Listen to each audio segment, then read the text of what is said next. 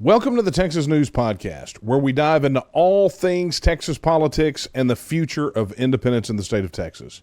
Today, we're going to be discussing a pressing and somewhat surprising development. The potential for a 21st century U.S. Civil War has caught the attention of our neighbors to the north. No, I don't mean Oklahoma, I mean Canada. We're going to explore why Canada is concerned, what this says about the current state of the United States, and how this is going to impact the TEXIT movement. So don't go anywhere.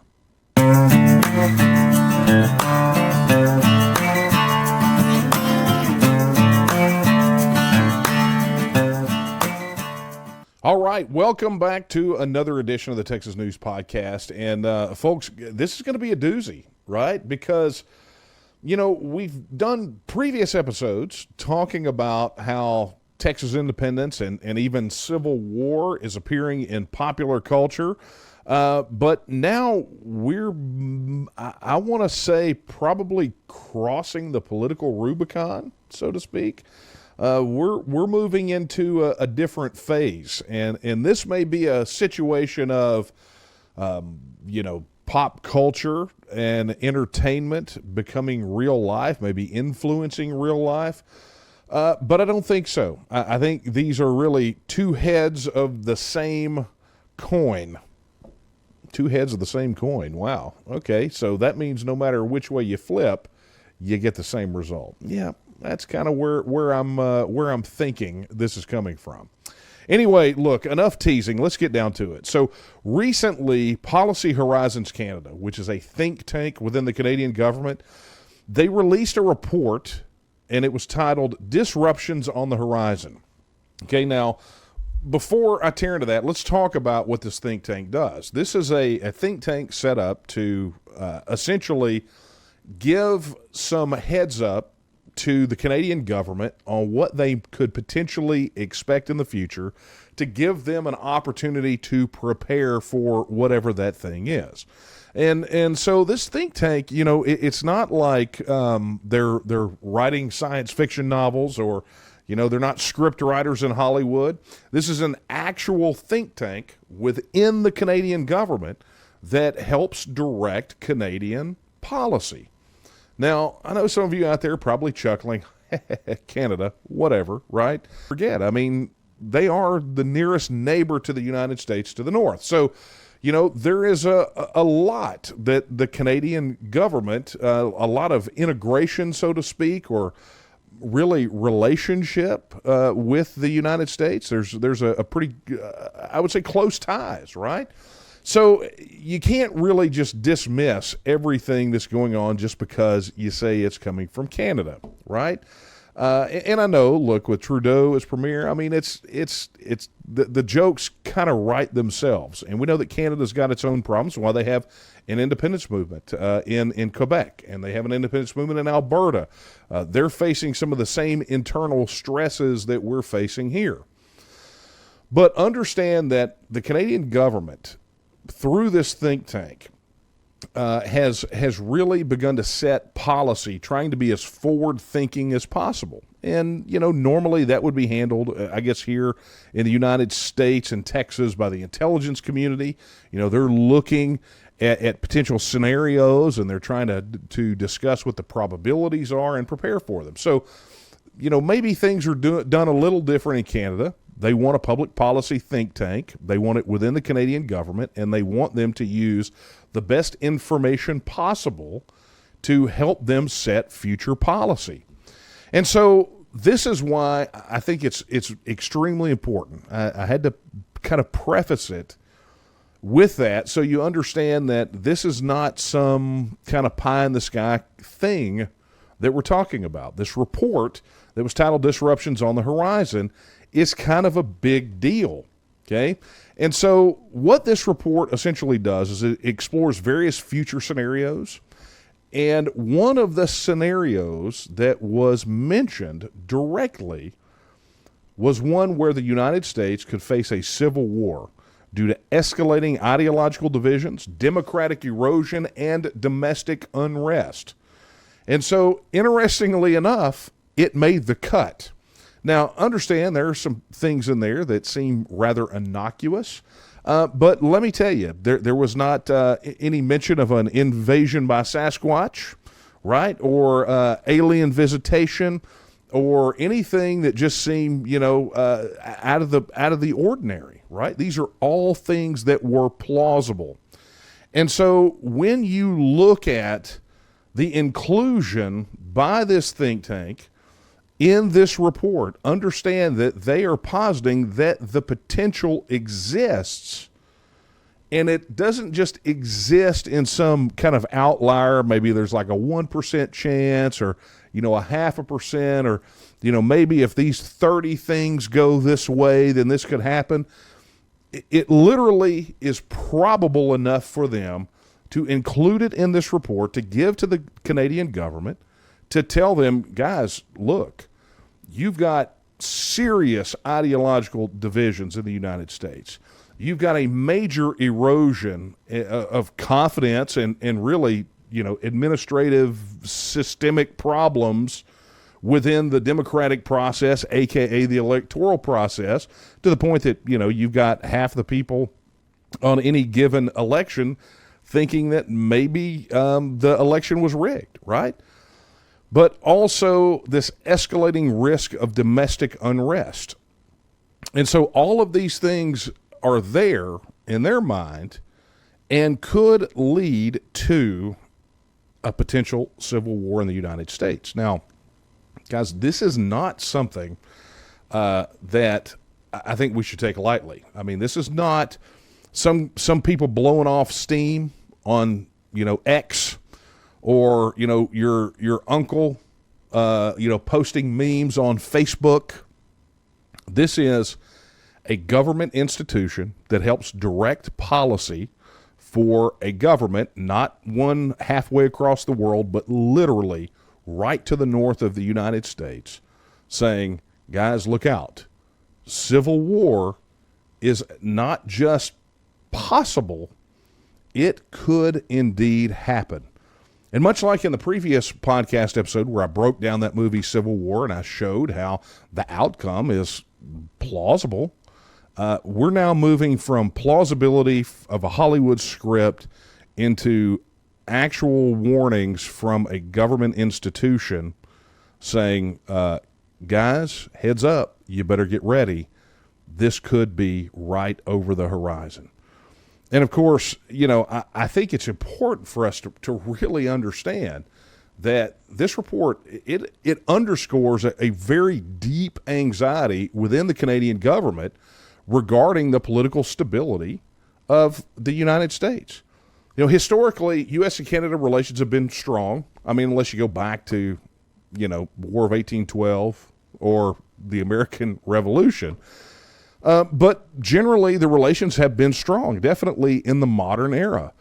But recent political turmoil has strained these ties. I mean, we're seeing Canada erupt into a bit of internal chaos, a lot over the COVID lockdowns and how they treated the truckers. We're seeing taxation out of control. I mean, a lot of the things that we're talking about here in Texas as a reason to basically punt the federal government out of here is, that they're dealing with it as well. So, but even amidst all the issues that they're dealing with in Canada, for a government institution to essentially look to the South and go, guys, we got problems up here, but those guys are about to come to blows, is pretty substantial. And the report itself suggests that a potential civil war in the U.S. wouldn't resemble the conflict from the 1860s, but could be more akin to the civil strife that was seen during the Quebec separatism battle of the 1960s,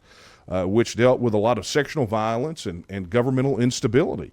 The history of Quebec separatism is quite interesting. In fact, in our archives on our YouTube channel, you will actually find I believe it's during our legislative action workshop that we held several years ago, we had a gentleman that lives in Quebec who was writing a book about it, actually give a webinar about that particular issue and a lot of the things that happened around it. I mean, they were teetering on the brink of totalitarianism. There were hostages and terrorism. I mean, it was insane.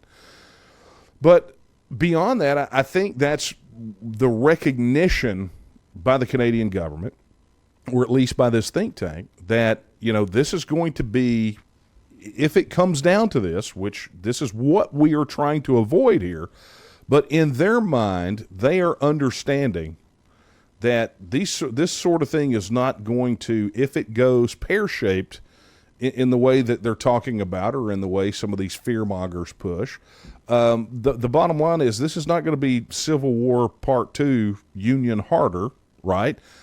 This is going to be something a little more along the lines of what you see. And it's honestly the thing I warned about in my very first book, Line in the Sand, balkanization. This is not the road you want to go down.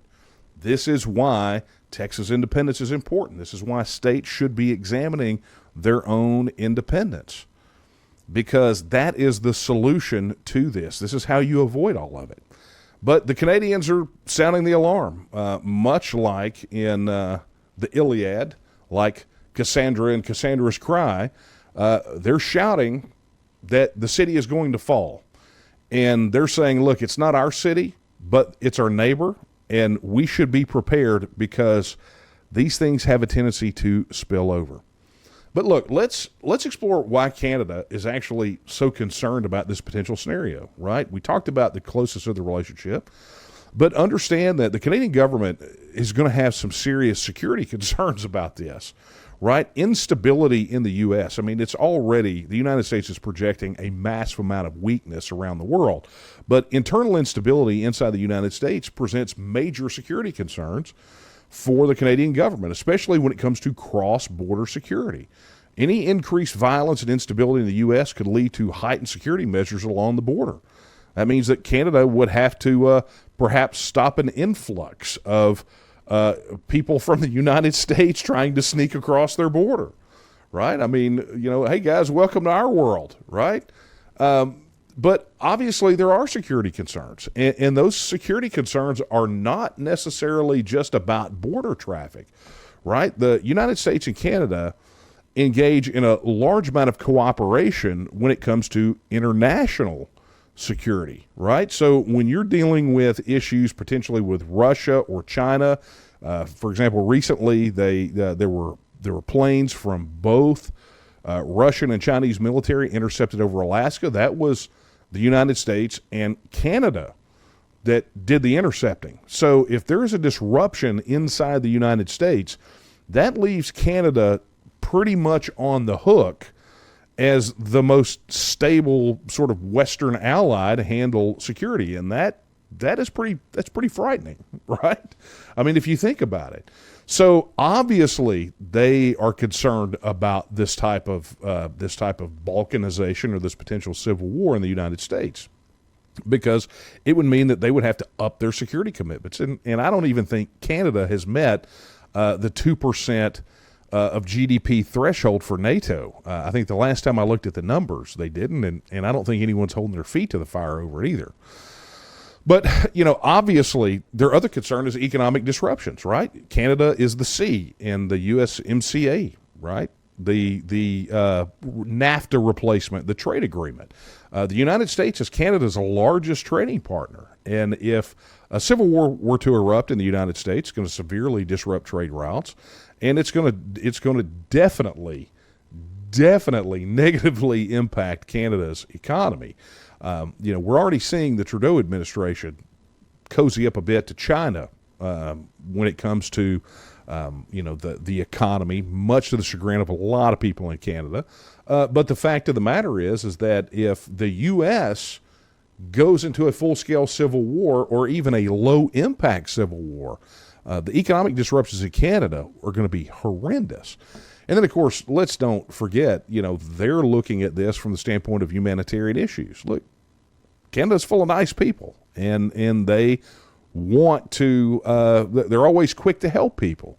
And so if you've got an influx of refugees from what turns into a hot war inside the United States, that influx of refugees seeking safety is going to strain resources and infrastructure. They're already in a position where they're having to tax like crazy just to provide basic services. So Look, the report is definitely a reflection of deep Canadian anxiety about the political stability of its neighbor.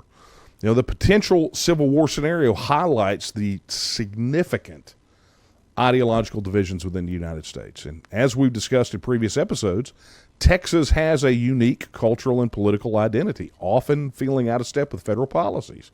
And so the possibility of widespread unrest that is recognized by not just any random government as a piece of propaganda, but from Canada, should underscore the urgency of our discussions about Texas independence and self-determination as a way to basically not be a player in that Civil War.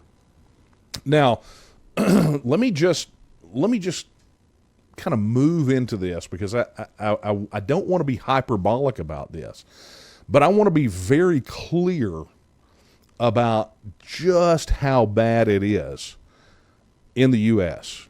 for one of the neighbors to sound the alarm, right? This is akin to the United States issuing out a report talking about the potential for civil unrest and civil strife in Mexico, right? This is kind of a similar situation. And so, if you want to understand why Canada sounded the alarm, I've already touched on some of this, but look, we've got to just kind of take the current state of affairs in the U.S. from an outsider's perspective. And I will encourage every one of you to begin to look at it this way, right? A lot of times we sort of overlook how bad things are in the United States because we're just kind of in it, right? You that old adage, sometimes you can't see the forest for the trees.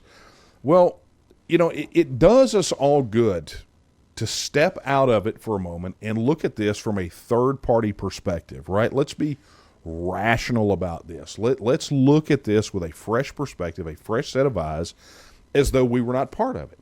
And when you begin to tick off the list of things that are actually wrong, you put out the list, you start ticking boxes, I think you could understand why there is a sense of alarm outside the United States for why this is potentially headed into a civil war. And I think that looking at those particular issues, again, sort of kind of from a detached perspective, can help you actually see the situation here as it is.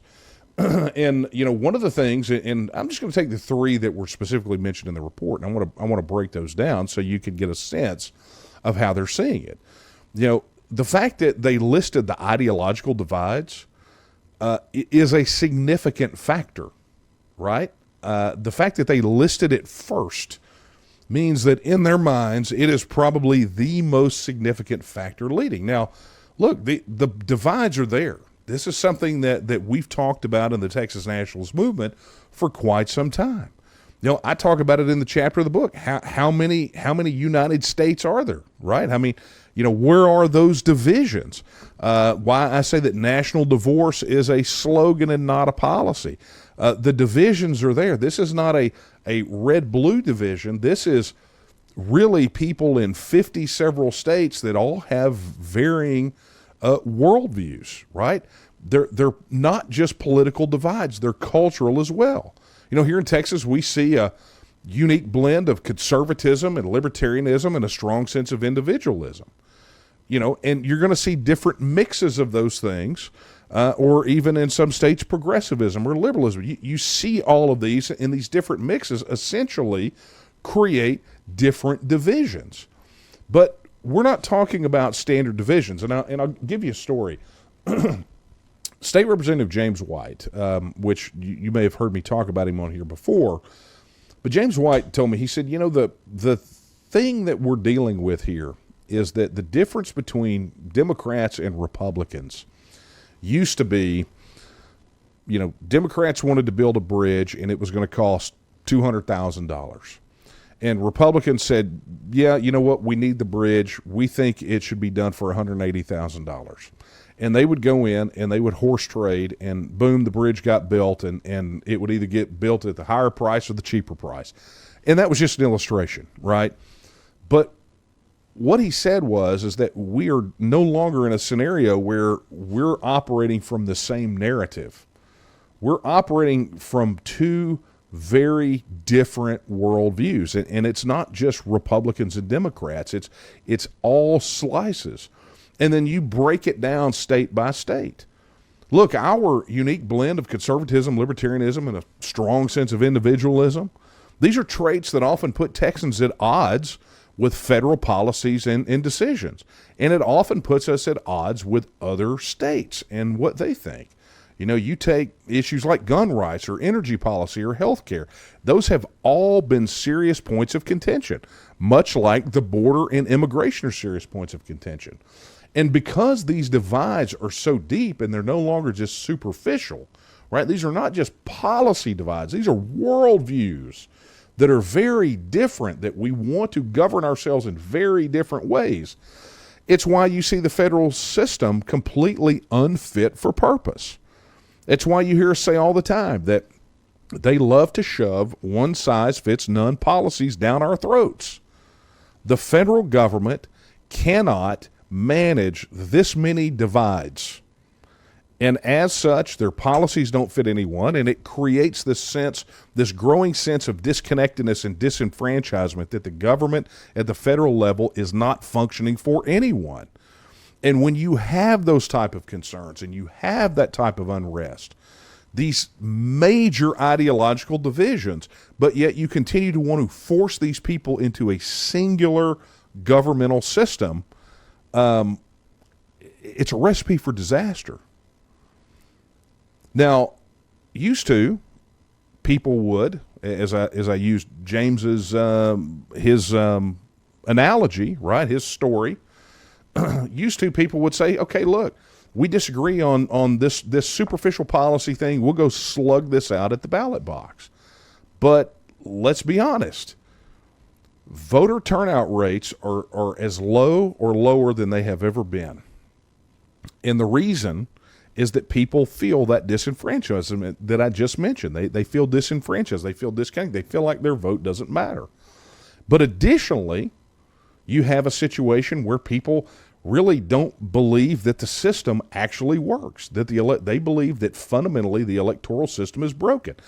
You saw it during the 2000 election. You know, everybody thinks that this, you know, the election was stolen business is something from the last election. Guys, you didn't live apparently through the Bush-Gore race. And when the race was found in Bush's favor, it was the Democrats calling for states to leave the union because they lost confidence in the electoral system. And I think that's why the report cited Democratic erosion as the second thing on their list, their reason for concern. Because there are growing concerns from even the outside about the stability of the democratic institutions in the United States. The erosion of these democratic norms and processes, the fact that people have no confidence that if they cast a ballot it counts, could lead to significant unrest and instability. I mean, this is what's happening in Venezuela right now, where you had Maduro effectively steal the election. And in doing so, he was, how should I put this? He was exposed, right? So when Maduro's ballot box stuffing was exposed, what did it do? Well, it led to major unrest. I mean, these guys are on the precipice of a potential revolution down there in Venezuela right now, where army units are essentially turning away from the government and saying they won't stand against the opposition who says that they ultimately won and that it was stolen from them. But you see, regardless of where you fall on that, obviously we believe that the will of the people should speak, right? Article 1, Section 2 of the Texas Constitution says that. But no matter what you think about that, understand that the Canadian government, and I'm sure other governments too, that are not being so public about it, are looking at the United States and thinking the same thing about the United States that we're all thinking about Venezuela right now. The fact that you're having so many people essentially say, look, we don't have any sort of reliable electoral system that we can be confident in. I mean, you just had, as of the recording of this podcast, you just had the Arizona court or one of the federal courts kick back the decision that said, you got to have ID to vote in Arizona, right? This voter ID law, right? They kicked it out, said you can't do that. Well, wait a minute. So you're saying that I got to have an ID to buy Sudafed, but not go vote, right? Is that what you're saying, right? You're saying I got to have an ID to go buy whiskey, but I don't have to have an ID to vote. I mean, I don't want to turn this into an episode about that, but essentially that shakes confidence in the outcomes of elections. And, who knows? Between now and the time this podcast airs, there could be more news come out. I think Project Veritas is promising a bombshell where they have evidence that this issue is real. And all that does is further shake confidence in the system. So, from a third-party perspective, Canadians are looking at this and going, look, it's an erosion of democratic institutions. If people can't be confident that their vote counts, then they stop voting. And when they stop voting, then the regime wins. And when the regime wins, they continue to push policies on people that they don't want. And therefore, they're being pushed by people that they didn't elect. And consequently, frustration grows. And that with the ideological divide, what do you get? Well, you get the third thing. The third thing cited, which is domestic unrest. The Canadians are looking at this and they're saying, look, the potential for widespread domestic unrest is a major concern. And they're saying the unrest could take various forms: protests, riots, even localized armed conflicts. The report even draws parallels to other instances of domestic unrest and sectional violence, emphasizing the potential for widespread disruptions. Well, if we run into this sort of domestic unrest, now, we went through the issues with the BLM riots and the George Floyd riots where they burned cities to the ground. You had the Antifa pukes taking over, Seattle and creating their I can't even remember, the Chaz is what they called it, some autonomous zone or whatever. The potential for this sort of thing is real. And I am pretty sure, I can't guarantee it because I don't know for sure, but I'm pretty sure that they looked at those particular riots and that sort of widespread disruption, and when they burned down parts of Minneapolis and all these other things went down, I think they looked at that and said, okay, if this continues on this path, then that is just a preview of how bad this could possibly get. If you were to have major disruptions, and we're seeing it now with the the riots and the protests over Israel and Palestine, right? You're seeing it all over. So look, we got rocky times ahead of us, but if anyone thinks that domestic unrest is just beyond the pale, like we're never going to see that, then I just draw your attention back to that crazy summer, right? Just a few years ago, where they were literally burning cities to the ground, neighborhoods gone, right? Because of that sort of thing. And it wasn't just isolated in one part. Look, I was alive when the Rodney King riots happened in L.A. I was isolated to one place, right? This was widespread, and it could get even wider. So, the situation in the U.S. is indeed serious enough for one of our neighbors to sound the alarm. And if you think about it from the perspective of what I said earlier, that this work is normally done by the intelligence communities, if this is what's being said publicly by a Canadian government think tank, understand that other governments around the world have run these exact same scenarios and arrived at the same conclusions, probably with a little more detail and a lot more facts to back up their assertion. Other people are preparing. So what this means for us is, I think we have to ask the question, look, is TEXIT part of the problem or part of the solution? Well, if you listen to anti-TEXIT pundits, the fact of the matter is they believe that TEXIT is something that would cause a civil war. And I got to tell you that this is, I can't even fathom what sort of rationale they get, because understand, for that rationale to be true, they would have to essentially tick off all of those boxes that the Canadian government, that think tank put together. And one of those, I mean, let's just kind of run through it, right? So if they're saying, let's just play out the TEXIT scenario, Texans have passed legislation to have a referendum on the issue of independence. There is a public, full debate, discourse, the whole 9 yards, all public, on the issue. Then Texans go to the polls and vote. They answer the question, should the state of Texas reassert its status as an independent nation? And they say yes. And then we roll into the next phase, which is nothing changes the next day. Texas then begins to go through the process of implementing the will. They first form the committee to lay out all the particular issues, right? The constitutional issues, statutory issues, international covenants, treaties, and agreements, and the negotiated issues. And then they begin that process of passing the laws, passing the constitutional amendments to get those things done. At no point did Texans fire a single shot. At no point did someone go take over the post office in Austin. At no point did somebody go knock on the door of Fort Hood. I'm not going to call it Fort Cavazos, but nobody knocked on the gate, went up to the gates of Fort Hood and said, guys, you got to, skedaddle, right? That's not what this is, okay? And the federal government's response is civil war. Guys, if that's what if you voting in a way the government doesn't like is the cause of a civil war, then understand that that's on the United States federal government. At no point are we going to, are we looking at this scenario and going, you know what, we're going to force you out at gunpoint. That's just not even part of the discussion.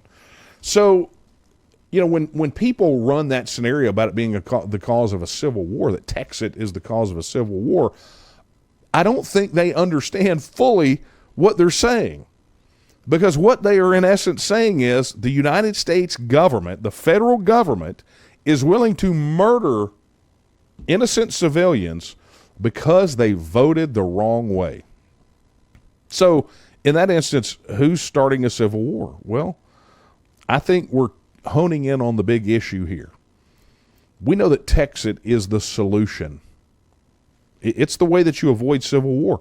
In fact, having, every state have the kind of debate that we're having here and having a vote in whether to stay is the way that you avoid this, right? Short of somebody having some, having 400 million Americans have some epiphany tomorrow, the fact of the matter is that it gets down to politics of scale. The union, the federal government is unfit for purpose. And so states should become independent. And that way we can trade with one another, travel between one another, defend one another. We can do these things. But we can each have our own distinct and unique worldviews. Let California govern California. Let Texas govern Texas. Let New York govern New York. Let New Hampshire govern New Hampshire. On and on and on. And then all of a sudden, all of these things don't become an issue anymore. Right? Now, what happens at the polls in Georgia or Minnesota doesn't matter to us because their failure to secure their elections or their desire to want to have an ID or not an ID or to let people vote that shouldn't. Well, guess what? That doesn't affect us anymore. That's their business. And here we can have our own electoral system that works for us, that we can be confident in. And gives us an opportunity, free from the constraints of the federal government, to make Texas in the way that Texans want it to be across all factors. But look, given what is in that report from that think tank, I think it's important for us to realize that as these things progress, the concerns that they have, because look, the federal government is not doing anything to head that off at the pass. All they're doing right now is trying to preserve power, right? So understand what this means for us. This report could indeed lead to increased support for independence, or at least the factors cited in it. Because as the federal government faces instability, more Texans are going to support the idea that TEXIT is a means to ensure local governance and stability. Right? They're going to get tired of turning on the news and seeing protesters burning down buildings and, rioting on campuses, and the federal government being impotent. They're going to get sick and tired of seeing, the border and immigration go to the wayside. I mean, there are so many things here. As the federal government continues to face that instability, people are going to be looking for more local governance, more stability, and there is only one place they find that, and they find that through Texas becoming an independent nation. Additionally, I think we can look at these factors and say, look, this should provide us legislative momentum. If you don't think that report is going to be shown to every legislator that's coming into the House and the Senate, you're crazy, because the political leaders, the electeds in Austin, need to understand that other people, other countries are looking at this, not just any countries, but neighbor to the north, right? They need to understand that they're seeing unrest on the horizon, and that these political electeds, these leaders in Texas, could use the potential for national unrest to push for legislation that paves the way for a referendum.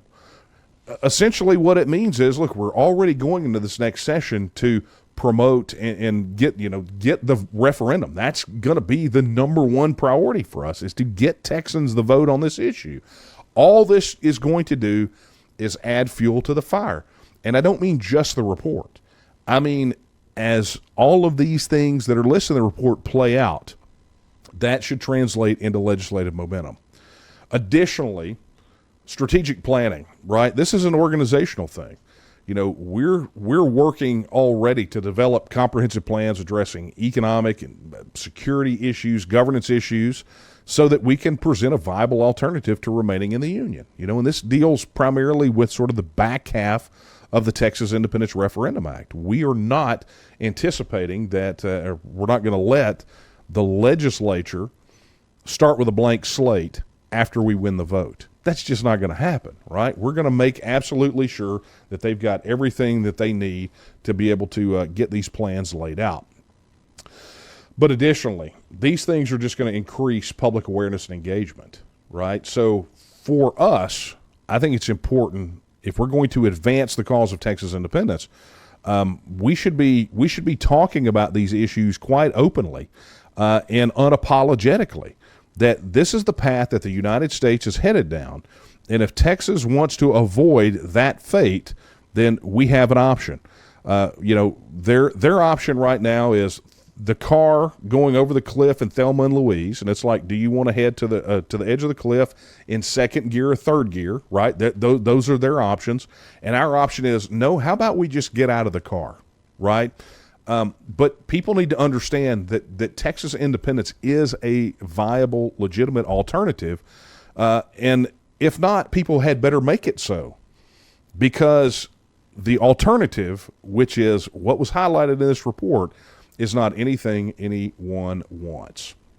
So, guys, this is going to be phenomenal for us. I think we should be, on one hand, frightened a little bit. I think people should be shook, because we have, as I said at the very beginning of this, we've moved now from speculative fiction, right? There's a whole podcast episode where I talk about this popping up in popular culture, right?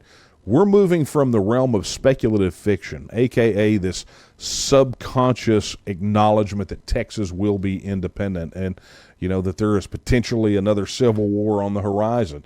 We've moved from just kind of pie in the sky things to, look, one government has finally said out loud what everyone else is thinking, which is, this is far more plausible than anyone ever anticipated. Now, the Canadian report doesn't get into much more specifics. They don't specifically mention states leaving the Union. In fact, their report seems to really be focused on domestic strife, akin to what we saw during those riots, and the riots and the protests and things of that nature. That's what it seems like they're focused on. But folks, that means that violence, that chaos, that mayhem can be visited upon any of us. And without a doubt, the way that we avoid that, the way that we shed ourselves of the possibility, and I'm not going to say that. I'm not going to say shed ourselves of the possibility, but the best way to protect Texans is to do so from the position of a self-governing independent nation. And so as we continue to monitor the political landscape, it's crucial for every one of us to stay informed and stay engaged. You know, the discussions that we're having about Texas independence are more relevant than ever. And the potential for significant unrest in the U.S., as highlighted by the Canadian report, underscores the importance of being prepared and being proactive. So, friends, you know, I'm not going to tell you that this is a doom and gloom report.